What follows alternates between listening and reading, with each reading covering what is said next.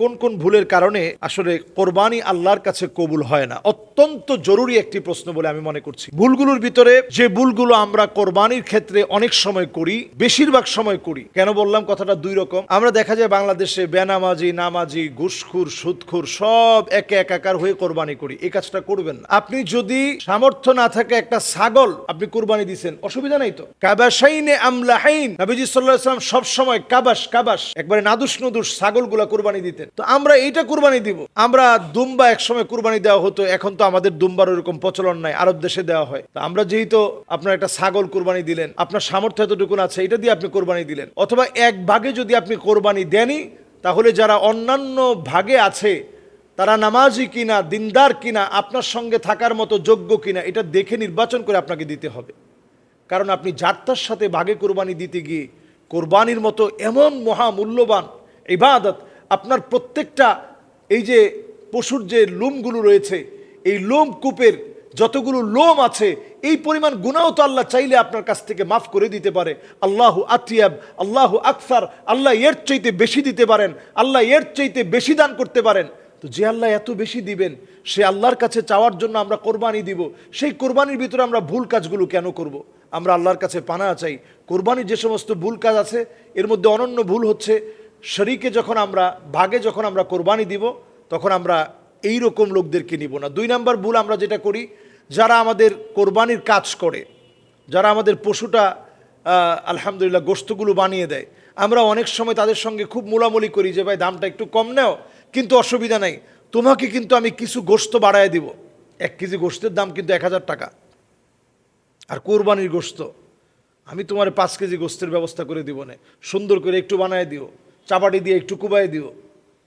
তো এই যে আপনি কথাটা বলে দিলেন, ওই লোক যদি ওইটা শুনে, টাকার জন্য না বরং টাকা একটু কম নিয়েছে কারণ গোশত 5 কেজি পাবে, আর আপনিও তাকে এইভাবে কথাগুলো দিয়েছেন, এই কথা দিয়ে যদি আপনি আপনার পশুর কোরবানির গোশতের কাজ করান, তাহলে ওই কোরবানি আল্লাহর কাছে গ্রহণ হবে না, হবে না, হবে না।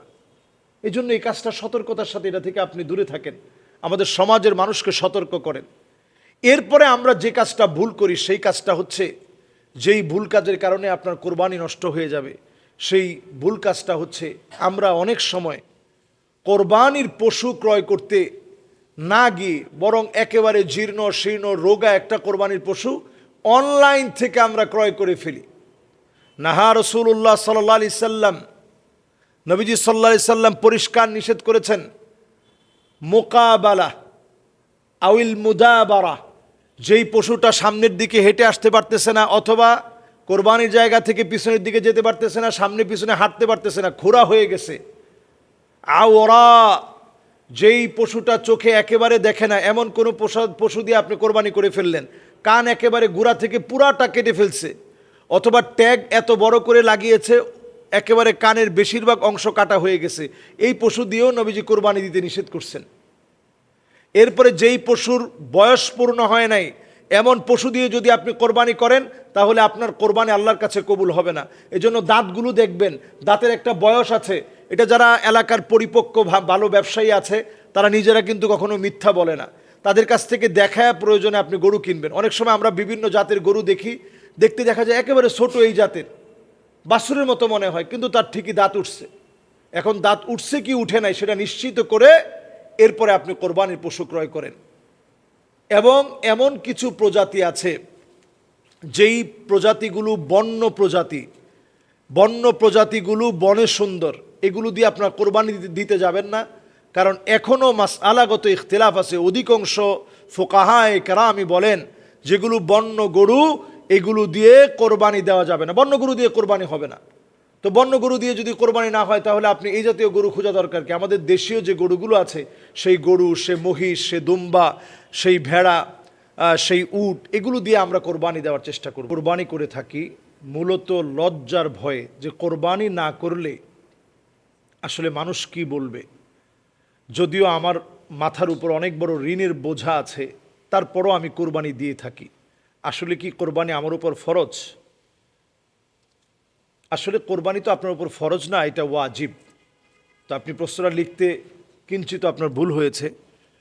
কোরবানি আমরা যারা করি, তো কোরবানি করার আগে কোরবানি আপনার উপরে ওয়াজিব কিনা, আবশ্যক কিনা, এটা বোঝার জন্য আপনার বুঝতে হবে আপনার উপরে যদি ঋণ থাকে তাহলে কোরবানি আপনি কেন দিবেন। আমরা যে কোরবানি বাংলাদেশে দিয়ে থাকি, ঋণের বোঝা মাথার উপরে পাহাড় সমান থাকলেও আমরা কোরবানি দেই শুধু দেখানোর জন্য। অনেকে কোরবানি দেয় শুধুমাত্র গোশত খাওয়ার জন্য। ভাই, এই কোরবানি আল্লাহর কাছে কবুল হবে না। কোরবানি যদি কবুল বানাতে হয় অন্তত মনের ভিতরে এইটা আগে বসান যে ইন্না সলাতি ওয়া নুসুকি ওয়া মাহইয়ায়া ওয়া মামাতি লিল্লাহি রাব্বিল আলামিন।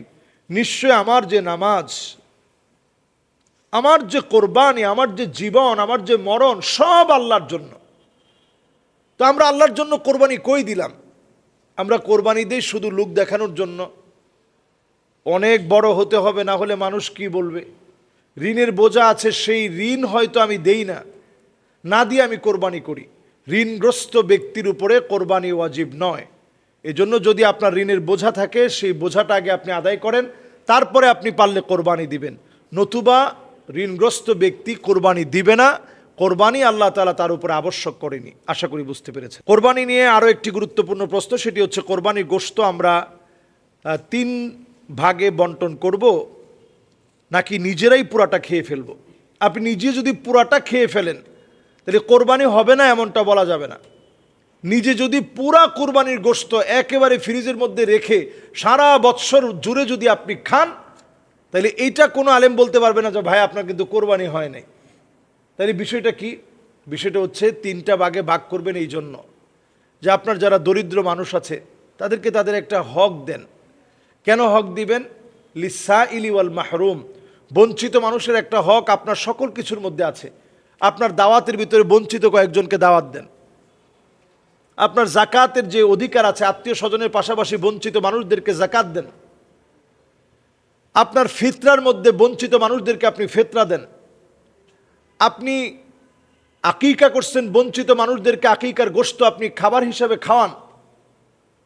তো ঠিক তেমনি কোরবানির গোশত বঞ্চিত মানুষদেরকে আপনি দিবেন, এটা সওয়াবের অংশীদার আপনি হবেন। হাদিসের মধ্যে আসছে ইন্না মিন আবাররিল বির আইয়ুদখিলা সুরুর ফি কলবি আহাদিকুম। কাউকে আপনি দেখে একটা মুস্কি হাসি দিছেন, তেমন কিছু হয়তো দেন নাই, মুস্কি একটু হাসি দিছেন, ওই ভাইটাকে সহযোগিতার হাত বাড়িয়ে দিয়েছেন, তাকে একটু খুশি করার চেষ্টা করছেন, 10 টাকা 20 টাকা 15 টাকা অথবা সামান্য একটু গোশত আপনি তার হাতে তুলে দিয়েছেন। এতটুকুন কাজ করার কারণে ওই লোকটার মনটা ভরে গেছে। দেখছস এই লোকটা আমার জন্য কত কি করলো, আমার জন্য বড় একটা যতটুকুন পারছে, এই 500 টাকা হইলো তো আমারে দিছে, 1000 টাকা হইলো তো আমারে দিছে, একটু গোশত আমাকে দিয়েছে, আমার খোঁজ খবর নিছে। ওই যে লোকটার হৃদয়টা একটু পরিতুষ্ট হয়েছে, পরিতৃপ্ত হয়েছে। নবীজি বলতেছে ওই দিনের সবচেয়ে সওয়াবের কাজ এই কাজটাকে আল্লাহ গণ্য বানায় দিবে। সুবহানাল্লাহ বিহামদি। তাহলে চিন্তা করেন, আপনি ওই দিন অনেক বড় বড় আমল করছেন, ওইগুলোর চাইতে একজন ভাইয়ের মুখে হাসি ফুটিয়েছেন, ওই দিনের সবচেয়ে সওয়াবের কাজ, এই কাজটাকে আল্লাহ তাআলা গণ্য বানায় দিবে।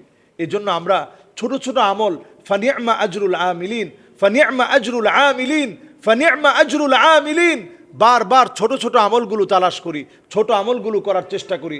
ছোট আমলগুলো আপনাকে আমাকে আল্লাহর কাছে অনেক দামি বানায় দিবে, এই ছোট ছোট আমলগুলো।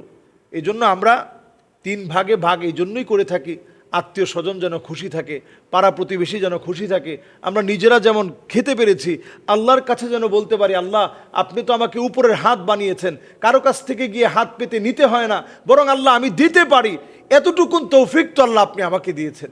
এই মানসিকতা যদি আমাদের ভিতরে তৈরি হয় তাহলে কোরবানি আল্লাহর কাছে কবুল হবে, কোরবানি আল্লাহর কাছে গ্রহণযোগ্য হবে, কোরবানি যে উদ্দেশ্যে আল্লাহ দিতে বলেছেন উদ্দেশ্য হাসিল হবে। আল্লাহ আমাদেরকে বোঝার তৌফিক দান করুক।